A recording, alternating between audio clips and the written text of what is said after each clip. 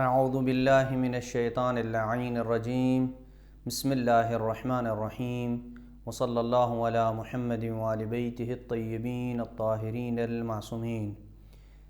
سلسلہ گفتگو شرح اصول کافی میں عقائد کی بحث کے متعلق ہے۔ گزشتہ پہلے درس میں ہم نے امام جعفر صادق علیہ السلام اور ایک زندیق جو دہریہ تھا ان کے درمیان ہونے والے مناظرے کا متن مومنین کرام کی خدمت میں پیش کیا تھا، اور عرض کی تھی کہ اس حدیث کے متعلق امام علیہ السلام نے کہاں کہاں پہ دہریہ کے عقائد کو باطل کیا ہے اور کائنات کے خالق اور کائنات کے بنانے والے کا وجود ثابت کیا ہے۔ ان نکات کے اوپر ہم آپ کے سامنے گفتگو کریں گے۔ ابتدائی طور پہ وہ حدیث جو ہم نے گزشتہ درس میں ایک مناظرے کی شکل میں جو امام صادق اور ایک دہریے کے درمیان ہوا تھا، وہ حدیث متن کو دوبارہ ہم نہیں پڑھتے، فقط اس متن کے ان نکات کے اوپر غور کریں گے کہ جہاں امام علیہ السلام نے اس کے ساتھ ڈسکشن کی ہے اور اس کے ساتھ استدلال کیا ہے، اس کے مدعا کو باطل کیا ہے اور اپنے عقیدے کو ثابت کیا ہے۔ لہٰذا اس حدیث میں تین امور کے اوپر ہم مومنین کرام کی خدمت میں اپنی معروضات اور گزارشات کو رکھیں گے۔ سب سے پہلا امر یہ کہ امام جعفر صادق علیہ السلام نے اس دہریے کے ساتھ جو مناظرہ کیا ہے یا جو ڈسکشن کی ہے امام علیہ السلام نے، یہ ڈسکشن تین مراحل پہ امام علیہ السلام نے ڈسکشن کی ہے، یعنی یکدم امام علیہ السلام نے اپنے مدعا کے اوپر استدلال نہیں کیا ہے اور اپنے مدعا کے اوپر دلائل نہیں دیے، بلکہ امام علیہ السلام نے رفتہ رفتہ اپنی دلیل تک پہنچنے کے لیے اپنی گفتگو کے تین مراحل قرار دیے۔ سب سے پہلا مرحلہ امام علیہ السلام نے جو قرار دیا وہ یہ تھا کہ امام علیہ السلام نے مناظرے اور مجادلے کا ماحول بنایا اور مناظرے اور مجادلے کا آغاز کیا۔ دوسرے مرحلے میں امام علیہ السلام نے اس کے اوپر کچھ ایسے سوالات اٹھائے کہ جن سوالات سے جس عقیدے کا وہ مالک تھا اس کے اندر اس میں تزلزل پیدا ہوا، اور وہ جس عقیدے میں یقین کی منزل کے اوپر فائز تھا، امام علیہ السلام کے سوالات کی وجہ سے وہ اس کے عقیدے میں تزلزل آیا اور وہ یقین کی منزل سے شک کی منزل تک پہنچا۔ لہٰذا امام علیہ السلام نے پہلا کام تو یہ کیا کہ مناظرے کا ایک ماحول کریٹ کیا، اور پھر اس کے بعد جس عقیدے میں وہ یقین کی منزل پہ تھا امام علیہ السلام نے اس کو ایک منزل نیچے لا کے کھڑا کر دیا، یعنی شک کی منزل پہ امام علیہ السلام نے اس کو لا کے کھڑا کر دیا۔ یہ دوسرا سٹیپ امام علیہ السلام نے اختیار کیا۔ اور تیسرا جو سٹیپ امام علیہ السلام نے اختیار کیا وہ یہ تھا کہ امام علیہ السلام نے پھر اپنے مدعا کے اوپر کہ اس کائنات کا بنانے والا کون ہے اس کے اوپر امام علیہ السلام نے استدلال کیا۔ تو آئیے ہم ان تینوں مراحل کو مختصر آپ کی خدمت میں بیان کرتے ہیں کہ جو آج کی گفتگو کا پہلا نقطہ ہے کہ اس میں ہم ان تینوں مراحل کے اوپر مختصر گفتگو کریں گے۔ پہلا مرحلہ یہ ہے کہ جب امام علیہ السلام کے ساتھ اس کی طواف میں ملاقات ہوئی، امام علیہ السلام طواف کر رہے تھے اور طواف کے دوران وہ امام علیہ السلام کے پاس آیا، تو امام علیہ السلام نے ایک مناظرے اور مجادلے کا، جس کو طرز جدلی کہا جاتا ہے، یعنی جدل کے انداز پہ امام علیہ السلام نے اس کے ساتھ گفتگو کا آغاز کیا۔ امام علیہ السلام نے اسے پوچھا کہ تمہارا نام کیا ہے؟ اس نے کہا عبد الملک۔ جب اس نے اپنا نام عبد الملک بتایا تو امام علیہ السلام نے کہا کہ تم کس بادشاہ کا عبد ہے؟ زمینوں کے بادشاہ کا عبد ہے یا آسمانوں کے بادشاہ کا عبد ہے؟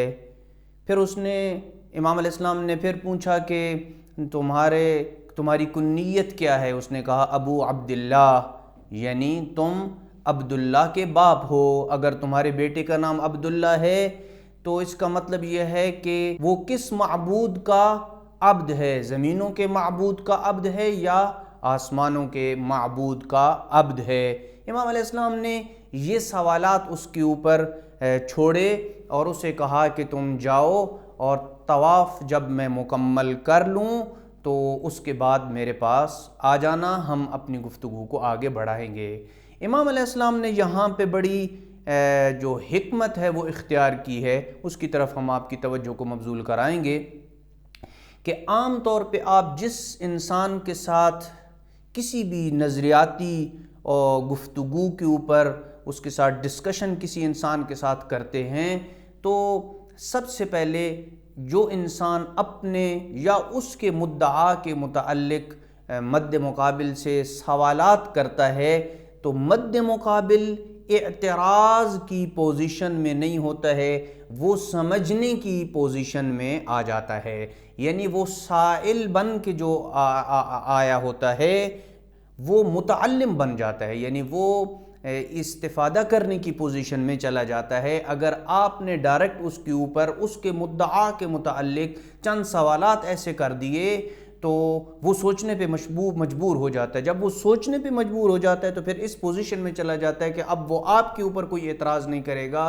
بلکہ وہ سمجھنے کی پوزیشن میں چلا جاتا ہے اور وہ استفادے کی پوزیشن میں چلا جاتا ہے۔ لہٰذا امام علیہ السلام نے مناظرے کا ماحول اس انداز میں پیدا کیا کہ اس کو استفادے کے مقام پہ لا کے کھڑا کر دیا کہ وہ مجھ سے اس مناظرے اور اس مجادلے میں مجھ سے کچھ سیکھ کے جائے، مجھ سے کچھ استفادہ کر سکے، وگرنہ بہت سارے ایسے مناظرے اور ایسی ڈسکشنز ہوتی ہیں کہ جن کا فائدہ سوائے الجھنے اور لڑائی جھگڑے کے کچھ نہیں ہوتا ہے۔ لہٰذا ایسی ڈسکشنز جو مثبت ڈسکشنز ہوتی ہیں جن میں سیکھنا سکھانا مطلوب ہوتا ہے وہ حقیقت میں انسان کو حق کا متلاشی بناتی ہیں۔ لہٰذا امام علیہ السلام نے ہمیں بھی اس چیز میں درس دیا کہ جب بھی آپ کسی کے ساتھ ڈسکشن کریں آپ اس کے اوپر ابتدا میں ہی اس کے مدعا کے اوپر یا اپنے مدعا کے اوپر دلیل قائم کرنے سے پہلے اس کو ایسے مرحلے میں لا کے کھڑا کر دیں کہ وہ آپ سے استفادے کے مرحلے میں ہو، نہ کہ آپ کے اوپر اعتراض کے مرحلے میں ہو۔ دوسرا کام جو امام علیہ السلام کی انتہا حکمت کے اوپر دلالت کرتا ہے وہ یہ کہ امام علیہ السلام نے یہ جو جملہ فرمایا کہ تم جاؤ اور طواف کے بعد میرے پاس آ جانا، یہ جملہ امام کی علمی حکمت کی انتہا ہے اور اس کے اندر دو حکمتیں پوشیدہ ہیں۔ سب سے پہلی حکمت اس کے اندر یہ پوشیدہ ہے کہ امام علیہ السلام اپنے مخالف کو سوچنے اور غور کرنے کا موقع دے رہے تھے کہ یکدم تاکہ اس کے اوپر سوالات کی بوچھاڑ اور بارش نہ ہو جائے، جاؤ جب تک میں طواف مکمل نہ کر لوں تم اپنے مدعا کے متعلق سوچو، میرے سوالات کے متعلق سوچو جو میں نے تمہارے ذہن میں پیدا کر دیے ہیں۔ امام علیہ السلام نے اس کو سوچنے کا موقع دیا کہ تم جاؤ اور سوچو کہ تم کس بادشاہ کے عبد ہو، زمینوں کے بادشاہ کے عبد ہو یا آسمانوں کے بادشاہ کے عبد ہو اور اس کے غلام ہو، اور وہ کون ہے کہ جس کے تم غلام ہو اور کون تمہارا آقا ہے۔ اس قسم کے امام علیہ السلام نے اس کے متعلق سوالات چھوڑے تاکہ وہ غور و فکر کر سکے۔ ایک حکمت یہ تھی۔ دوسری حکمت یہ تھی کہ فوراً امام علیہ السلام نے اس کے ساتھ مناظرہ اس لیے نہیں کیا کہ اس اعتراض کا رستہ بند کرنا تھا کہ امام علیہ السلام نے اچانک سوالات کے جال میں اسے الجھا دیا ہے اور مد مقابل کو سوچنے کا موقع نہیں دیا ہے۔ لہٰذا یہ وہ پہلا مرحلہ تھا کہ امام علیہ السلام نے مناظرے اور مجادلے کا ماحول بنایا جس کو آپ ایک مرحلہ تمہیدی کہہ سکتے ہیں یا ابتدائی استدلالی ماحول کی تیاری کا مرحلہ کہا جا سکتا ہے۔ یہ وہ پہلا مرحلہ تھا۔ دوسرے مرحلے میں امام علیہ السلام نے عقیدے میں تزلزل اور شک کو پیدا کیا۔ یہ وہ مقام ہے جسے آپ عقیدے میں تزلزل یا شک کا مقام کہہ سکتے ہیں۔ اس مرحلے میں امام علیہ السلام نے اس کے اوپر چند سوالات اٹھائے جس سے اس کے عقیدے کی بنیادیں ہل گئیں، چونکہ وہ دہریہ تھا، یعنی زمانے اور مادے کو ہی سب کچھ ماننے والا تھا، اور امام علیہ السلام نے اپنے سوالات کے ذریعے اس کے نظریے کی جڑ پہ سوالات قائم کیے۔ اس لیے ہم آتے ہیں تو قرآن مجید سے پوچھتے ہیں کہ قرآن مجید نے دہریے کے نظریات کو کس انداز میں بیان کیا ہے۔ فقط قرآن مجید کی ایک آیت جو زنادقہ یعنی زندیق لوگوں اور دہریہ کے عقائد کی طرف اشارہ کرتی ہے۔ سورہ الجاثیہ کی آیت نمبر 24 میں ارشاد رب العزت ہے وَقَالُوا مَا هِيَ إِلَّا حَيَاتُنَا الدُّنْيَا نَمُوتُ وَنَحْيَا وَمَا يُهْلِكُنَا إِلَّا الدَّهْرُ، اور وہ کہتے ہیں کہ زندگی تو بس دنیاوی زندگی ہے، ہم مرتے ہیں اور جیتے ہیں اور ہمیں صرف زمانہ ہی مارتا ہے۔ یعنی مطلب یہ ہے کہ اس پورے کائنات کے نظام کو چلانے والا بنانے والا یہ فقط یہ گردش زمانہ ہے، اور اس کے علاوہ اس سے ماورا نہ کوئی زندگی ہے اور نہ کوئی سسٹم ہے، کچھ بھی اس سسٹم کے ماورا کچھ بھی نہیں ہے۔ اور وہ جسے ہم مسلمان اس کائنات کا مدبر اور خالق مانتے ہیں، ایسی کچھ بات نہیں ہے، بلکہ گردش زمانہ ہی اس کائنات کو بنانے والا ہے، وہی انسان کو پیدا کرنے والا ہے، وہی انسان کو مارنے والا ہے۔ یہ عقیدہ تھا دہریہ کا، اور اس کے اوپر امام علیہ السلام نے بنیادی سوالات اٹھائے جس سے اس کے عقیدے کی جڑیں جو ہے وہ ہل کے رہ گئیں۔ آئیے امام علیہ السلام کے سوالات کی طرف جو ہے وہ اشارہ کرتے ہیں، اگرچہ ہم گزشتہ درس میں ان سوالات کو متن میں بیان کر چکے ہیں، لیکن آج یہاں پہ دوبارہ بیان کریں گے تاکہ حقیقت حال واضح ہو جائے۔ امام علیہ السلام نے کہا کہ مجھے یہ بتا، کیا تو زمین کے نیچے گیا ہے؟ کیا تجھے پتہ ہے کہ زمین کے نیچے بھی کچھ ہے؟ اس نے کہا پتہ نہیں ہے۔ امام علیہ السلام نے کہا کہ کیا تجھے پتہ ہے کہ اس آسمان کے اوپر بھی کچھ ہے؟ کہتا نہیں۔ امام علیہ السلام نے کہا کیا تو اس آسمان کے پیچھے گیا ہے؟ کہا نہیں۔ یعنی جب نہ تو مشرق کے آخری کونے تک پہنچا ہے، نہ مغرب کے آخری کونے تک پہنچا ہے، نہ زمین کے نیچے چیزوں کو تو جانتا ہے، نہ تو زمین کے اوپر موجود چیزوں کو جانتا ہے کہ کچھ ہے یا نہیں، اور اس ظاہری دنیا اور اس ظاہری نظام کے علاوہ تو کسی چیز کو نہیں جانتا، تو کیسے اس بات کا انکار کر سکتا ہے کہ جو کچھ تیرے علم میں ہے وہی صحیح ہے، باقی سب کچھ غلط ہے؟ اس لیے کہ جہالت کسی چیز کے انکار کی دلیل نہیں بن سکتی ہے، جس کو ہم انشاءاللہ اگلے نقطے میں آپ کی خدمت میں بیان کریں گے۔ لہٰذا جب امام علیہ السلام نے اس قسم کے اس کے اوپر سوالات اٹھائے کہ تم کہتے ہو کہ اس کے ماورا کچھ بھی نہیں ہے، بس ظاہری دنیا ہی سب کچھ ہے اور گردش زمانہ ہی اس کائنات کو معرض وجود میں لانا ہے، تو مجھے یہ بتاؤ کیا تم آسمان کے پیچھے گئے ہو جو کہہ سکتے ہو کہ اور کچھ نہیں ہے؟ کیا تم زمین کے نیچے گئے ہو کہ تم کہہ سکتے ہو کہ اور کچھ نہیں ہے؟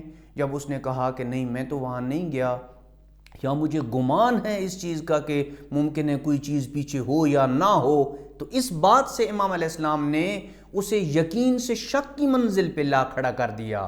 وہ اس یقین پہ تھا کہ اس ظاہری دنیا اور گردش زمانہ کے علاوہ کوئی اس کائنات کا خالق اور مدبر نہیں ہے، لیکن جب امام علیہ السلام نے یہ سوالات اٹھائے تو اب وہ اس یقین سے شک کی منزل پہ آ گیا کہ شاید کوئی اس ماورا ماحول اور ماورا نظام کے پیچھے بھی کچھ ہو، مجھے معلوم نہیں ہے۔ لہذا امام علیہ السلام نے فرمایا جب نہ تو اوپر گیا ہے، نہ تو نیچے گیا ہے، نہ تو نے مشرق کے آخری کونے تک رسائی حاصل کی ہے، نہ مغرب کے آخری کونے تک رسائی حاصل کی ہے، تو کیسے تو ان چیزوں کا انکار کر سکتا ہے جسے نہ تو نے دیکھا ہے، نہ جن کے بارے میں تو علم رکھتا ہے؟ یہ ممکن نہیں ہے۔ لہذا اب وہ جب اپنے باطل عقیدے جس کے اوپر اسے یقین تھا وہاں سے جب وہ آ گیا شک کی منزل پہ، اب یہاں پہ امام علیہ السلام نے اپنے مدعا کے اوپر اور اپنے دعوے کے اوپر، یا جو اسلام کا عقیدہ ہے، یا جو تشیع کا عقیدہ ہے کہ اس کائنات کا بنانے والا اور خالق اور مدبر اللہ ہے، اس کے اوپر استدلال کیا، جس کو ہم آئندہ آنے والی گفتگو کے اوپر چھوڑ رہے ہیں کہ امام علیہ السلام نے کس طرح اس کے اوپر استدلال کیا ہے۔ لہٰذا آج کی گفتگو کا یہ پہلا نقطہ ہے کہ امام علیہ السلام نے اپنی گفتگو جو اس دہریہ کے ساتھ کی ہے اس کو 3 مراحل میں ڈیوائیڈ کیا ہے۔ پہلا مرحلہ امام علیہ السلام نے اس کو اس قابل بنایا چند سوالات کر کے کہ وہ امام سے سیکھنے کے مرحلے پہ آ جائے، استفادے کے مرحلے پہ آ جائے۔ دوسرا مرحلہ یہ تھا کہ جس چیز کے اوپر اس کا پختہ یقین تھا، اس سے امام علیہ السلام نے اس کے یقین میں تزلزل پیدا کیا، اس کی جڑوں کو ہلایا اور وہ شک کی منزل پہ آ کھڑا ہوا۔ جب شک کی منزل پہ آ گیا، اب امام علیہ السلام نے اپنے مدعا کے اوپر دلائل دیے جس سے وہ بندہ ایمان لے کے آ گیا۔ یہ کتنے پیارے انداز سے امام علیہ السلام نے اپنے مدعا کو ثابت کیا۔ یہ پہلا آج کی گفتگو کا نقطہ ہے۔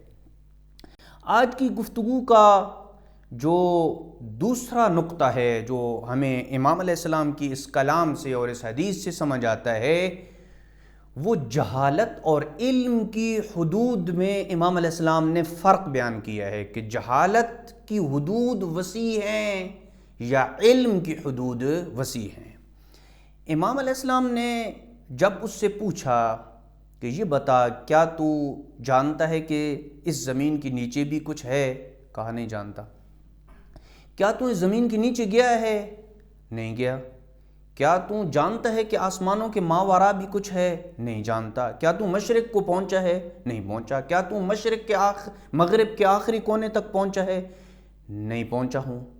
جب امام علیہ السلام نے ان تمام سوالوں سے اسے شک کی منزل پہ لا کھڑا کر دیا تو امام علیہ السلام اسے یہ سمجھانا چاہ رہے تھے کہ مجھے تعجب ہے، نہ تو اوپر گیا ہے، نہ تو نیچے گیا ہے، نہ تو مشرق کے آخری کونے تک پہنچا ہے، نہ تو مغرب کے آخری کونے تک پہنچا ہے۔ اس کا مطلب یہ ہے کہ تمہاری جہالت کا حدود اربع وسیع ہے اور تمہارے علم کا حدود اربع کم ہے۔ اور یہی ایک انسان جو غیر معصوم ہے اس کی ایک حقیقت ہے کہ ہر انسان کی جو مجہولات ہیں یعنی نامعلوم حقیقتیں وہ زیادہ ہیں اور جن حقیقتوں کا انسان کو علم ہے وہ کم ہے، یعنی انسان کا علم کم ہے اور اس کی جہالت زیادہ ہے۔ جب انسان کا علم کم ہے، اور قرآن مجید نے بھی اسی حقیقت کی طرف اشارہ کیا ہے کہ وَمَا أُوتِيتُم مِّنَ الْعِلْمِ إِلَّا قَلِيلًا، سورہ بنی اسرائیل کی آیت نمبر 85 میں اللہ سبحانہ وتعالی ارشاد فرماتا ہے کہ اور تمہیں تو بہت تھوڑا علم دیا گیا ہے۔ یعنی جب علم تھوڑا دیا گیا ہے تو اس کا مطلب ہے کہ جہالت زیادہ ہے۔ جب کسی انسان کی جہالت زیادہ ہو تو وہ کسی چیز کا پھر انکار یوں بے دریغ ہو کے اور بڑی بے باکی کے ساتھ جو ہے وہ انکار نہیں کر سکتا کہ وہ چیز تو ہے ہی نہیں، کیونکہ عین ممکن ہے کہ جس چیز کا وہ انکار کر رہا ہو وہ فقط اس کی جہالت کا نتیجہ ہو اور وہ چیز در حقیقت موجود ہو۔ لہٰذا امام علیہ السلام اس دہریہ کو کہہ رہے تھے کہ جب تم اتنی ساری چیزوں سے جاہل ہو، نہ تمہیں اوپر کا پتہ، تمہیں نیچے کا پتہ، نہ مشرق گئے نہ مغرب گئے، اور تو کیسے تم انکار کر سکتے ہو؟ لہٰذا تمہارا انکار دلیل نہیں بن سکتا ہے کہ دہریہ یعنی گردش زمانہ کے علاوہ اس کائنات کا کوئی بنانے والا اور کوئی مدبر اور خالق نہیں ہے۔ اگر تمہیں اس کے علاوہ کچھ نہیں پتہ ہے تو اس کا مطلب یہ نہیں ہے کہ کائنات کا کوئی خالق اور کوئی مدبر نہیں ہے۔ لہٰذا امام علیہ السلام نے اس نقطے کی طرف اشارہ کیا ہے اور اس بات کی وضاحت کے لیے کہ اس کائنات میں غیر معصوم جو ہستیاں ہیں ان کا جو حدود علم کا حدود اربع ہے وہ مجہولات کی نسبت کہیں کم ہے۔ آئیے اگر اس کو سمجھنے کے لیے آپ عام طور پہ ہماری جو کائنات میں سائنسدان ہمیں اس چیز کی مثال دیتے ہیں وہ دیکھیں، جہاں تک اب تک سائنس کا علم پہنچا ہے اس کے مطابق یہ میں مثال آپ کی خدمت میں عرض کر رہا ہوں کہ کائنات میں اس وقت غالباً تقریباً 10 ارب سے زیادہ جھرمٹ ہیں، 10 ارب سے زیادہ جھرمٹ ہیں، اور ہر جھرمٹ میں کروڑوں اور ہزاروں اور اربوں کہکشائیں ہیں۔ ہر کہکشاں کے اندر اربوں ستارے ہیں۔ لہٰذا یہ کتنی وسیع کائنات ہے کہ جہاں اتنا وسیع نظام ہے، جہاں تک انسان کے علم کی رسائی ہوئی ہے وہ آپ کی خدمت میں عرض کر رہا ہوں، اور بہت ساری ایسی چیزیں ہیں جہاں تک انسانی علم ابھی پہنچا ہی نہیں ہے، اس کی رسائی نہیں ہے۔ لہٰذا اس کائنات کے اندر جو موجود دقیق ترین نظام ہے اس کا انکار اس وجہ سے نہیں کیا جا سکتا کہ مجھے معلوم نہیں ہے۔ لہٰذا آپ کا کسی چیز کے متعلق لا علم ہونا یا جاہل ہونا یہ اس کے انکار کا موجب نہیں بن سکتا ہے۔ یہ ایک ادنیٰ سی مثال ہے، اور بہت ساری مثالیں ہیں جن سے آپ اس نظریے کو سمجھ سکتے ہیں یا اس قانون کو سمجھ سکتے ہیں کہ جہالت انکار کی دلیل نہیں بن سکتا ہے۔ لہٰذا امام علیہ السلام نے اسے اس نقطے کو سمجھانے کی کوشش کی کہ اے دہریہ سمجھ لے، اگر تجھے پتہ نہیں ہے کہ اس کائنات کا کوئی مدبر اور خالق ہے، تو فقط اس ظاہری نظام کو دیکھ کے اور اسی گردش زمانہ کو سب کچھ سمجھ بیٹھا ہے، تیری یہ جہالت دلیل نہیں بن سکتی ہے کہ اس کائنات کا کوئی مدبر اور کوئی خالق نہیں ہے۔ یہاں تک ہماری گفتگو کا دوسرا نقطہ اختتام تک پہنچا ہے، اور اسی حدیث کے اوپر چند دیگر گزارشات اور علمی نکات ہیں، اور امام علیہ السلام نے اپنے مدعا کے اوپر کیسے استدلال کیا ہے اس کو انشاءاللہ اگلے درس میں بیان کیا جائے گا۔ وصلی اللہ علی محمد وآل بیتہ الطیبین الطاہرین المعصومین۔